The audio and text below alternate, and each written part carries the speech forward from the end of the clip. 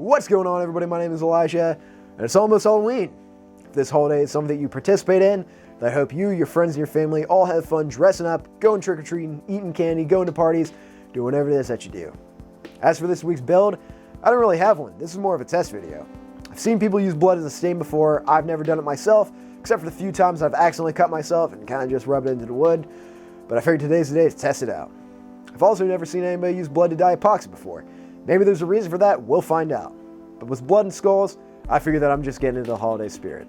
For a test though, I was curious how fake blood would stain as comparison. So I picked some up and figured I'd throw that into the mix as well.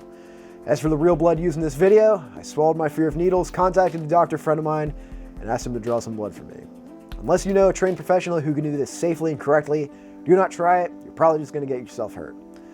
I will issue my one and only warning right now. If you are squeamish about blood, don't watch this. There's nothing overt or gorish about it, but you're still probably not going to like it. Alright, with all that being said, there's only one last thing to do. Let's jump into it.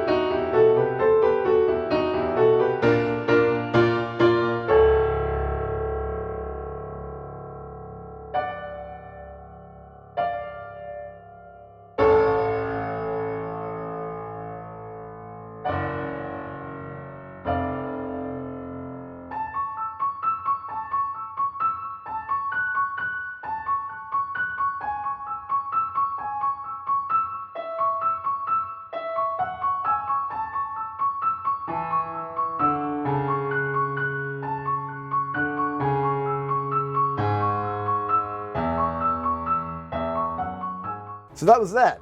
I'll say that I'm pretty impressed by how that blood worked out as a stain. It rubbed in really well and the coloration was nice. Although I'm sure that over time that red will fade and become a deeper brown.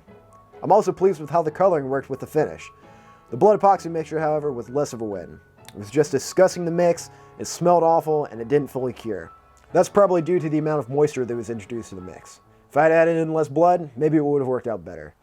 As for the fake blood, I was surprised by just how poorly it worked out as a stain. It's mostly just water and red dye, and I figured that that would be sufficient enough to color the wood. But as you saw, it hardly got absorbed into the grain at all. The color that did take was more of a pinkish hue than red. You can see that in the epoxy as well. This turned out looking like more of a Valentine's skull than a Halloween one. Anyways, this was a fun video to make. I enjoyed doing experiments like this, and I was definitely pleased with the results of the blood dyeing. If I was to do it again, however, I think that I would contact a butcher and buy some blood, because I really hate having it drawn. Alright, I hope you guys liked the video. I hope you learned something. Thank you for watching, and I'll see you next time. Alright.